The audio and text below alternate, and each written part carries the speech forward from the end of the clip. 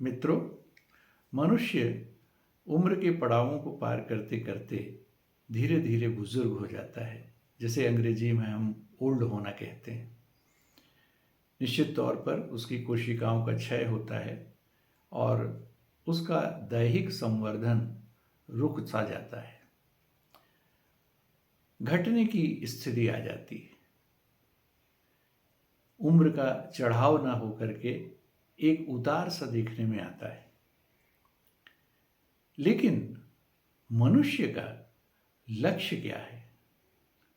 मनुष्य का आध्यात्मिक परिप्रेक्ष्य में अगर सोचें तो निश्चित तौर पर परमात्मा भाव को प्राप्त करना उसका लक्ष्य हो सकता है और होना भी चाहिए। लेकिन सामान्य तौर पर जागतिक संदर्भ में अगर हम देखें तो क्या हर मनुष्य का लक्ष्य यही है कि वो अधिक उम्र तक जी ले और ज़्यादा से ज़्यादा ओल्ड हो जाए, ज़्यादा से ज़्यादा उम्र का भोग कर ले? यही तो लक्ष्य नहीं है। यह भी तो आवश्यक है कि उसकी चित्त की स्थिति में उत्तरोत्तर विकास हो। चैतसिक जो उसकी स्थिति है उसमें उन्नति के नए नए आयाम उभरें, यह भी तो आवश्यक है। इस संदर्भ में अगर देखा जाए, जैसे कि पेड़ में आप देखते हैं कोई फल लगा हुआ है। कुछ फल ऐसे होते हैं जो काफ़ी दिनों तक पेड़ में लगे रहते हैं और उनको आप तोड़ लें और उसके बाद देखेंगे आप कि वे जल्दी ही सड़ जाते हैं। तो वे पुराने होते हैं, सड़ जाते हैं, बीमार हो जाते हैं और नष्ट हो जाते हैं।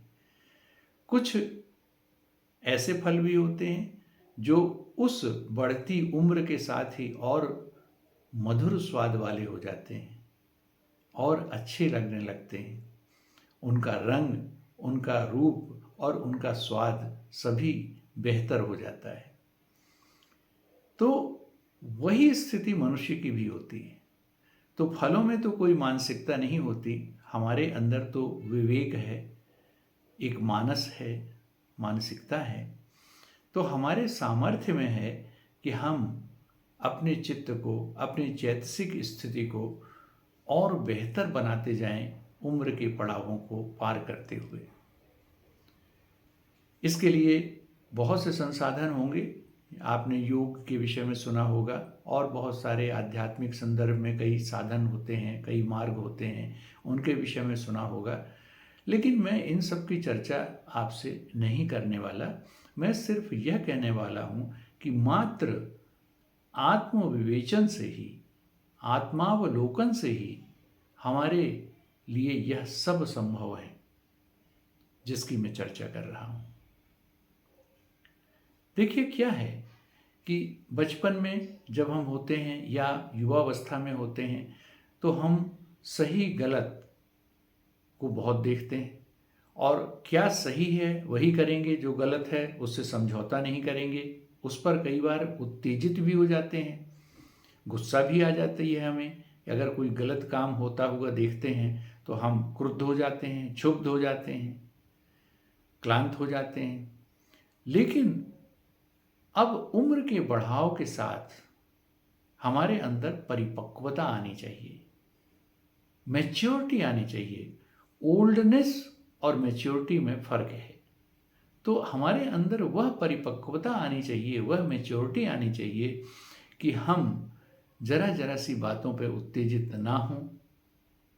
हम किसी भी बात पर या घटना पर या विषय पर या व्यक्ति को लेकर के सही और गलत के फैसले लेने की कोशिश ना करें, जजमेंटल ना हो।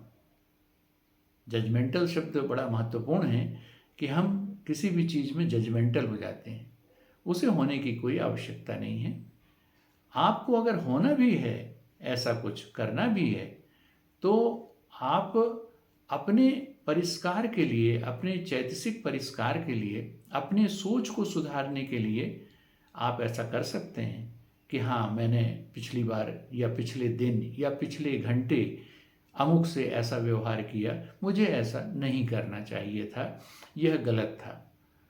तो कोई बात नहीं, अपने को भी आप माफ़ कर दें, क्योंकि यह सहजता से हो गया, लेकिन आगे के लिए आप इसे सुधार सकते हैं। तो यह जो स्थिति है कि सही गलत आपको दिखाई तो देगा, ऐसा नहीं है कि दिखाई नहीं देगा, विवेक शून्य तो आप नहीं हो जाएंगे, विवेकवान तो रहेंगे, लेकिन आप उस पर किसी प्रकार की प्रतिक्रिया ना दें, मानसिक स्तर पर भी प्रतिक्रिया ना दें।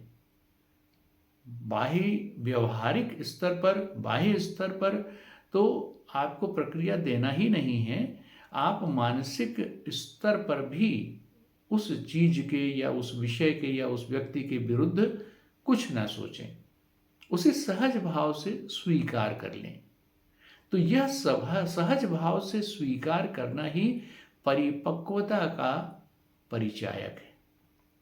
और यह परिपक्वता हमारे चैतसिक स्तर पर, हमारे पुराने होते हुए, हमारे ओल्ड होते हुए, हमारे उम्र में बड़े होते हुए हमारे अंदर आना लाजिमी है, आवश्यक है, यह होना ही चाहिए। अगर ऐसा होगा तो निश्चित तौर पर हमारा उम्र दराज होना समाज के लिए और हमारे स्वयं के लिए एक प्रकार का वरदान होगा। अन्यथा न तो अन्य व्यक्ति को कोई लाभ होगा, न हमें स्वयं कोई लाभ होगा, यदि हम अपने चित्त को नहीं सुधारते। तो चित्त में उत्कर्ष की अपार संभावना होती है, अपार, और उस अपार संभावना को हमें अपने अंदर घटित करना है, रियलाइज करना है। इसके लिए आत्मावगाहन, आत्मावलोकन, आत्मविश्लेषण, यह कुछ ऐसी विधाएं हैं जिनका हम सामान्य तौर पर बगैर किसी धर्म से जुड़े भी, बगैर किसी संप्रदाय विशेष से जुड़े भी एक सामान्य मनुष्य होने के नाते कर सकते हैं।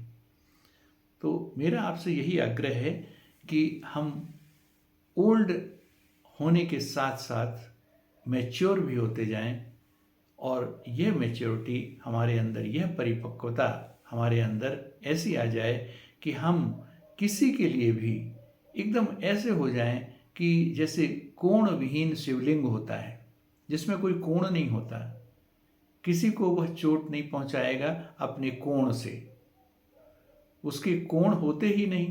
तो हम भी ऐसे अच्छे व्यक्तित्व बन सकते हैं जिनमें कोई कोण ही ना हो। और इस प्रकार की स्थिति धीरे धीरे घिसते घिसते आत्मावलोकन से, आत्मविश्लेषण से हर मनुष्य में आ सकती है, सभी में यह सामर्थ्य होता है। तो मेरी यही आपसे इल्तिजा है, यही आपसे आग्रह है कि इस प्रकार का प्रयास करके देखें, आनंद आएगा, आपके इर्द गिर्द भी आनंद का विस्तार होगा। आप तो आनंदित रहेंगे ही, अन्य लोग भी आपसे खुश रहेंगे, सभी आपके परिवार के, आपके इष्ट मित्र और आपका समाज सभी आपसे प्रसन्न रहेंगे, और उस प्रसन्नता से ही एक प्रकार के नए वातावरण का संचार होगा, जिसमें आपको अधिक उम्र तक जीने का सुख प्राप्त हो।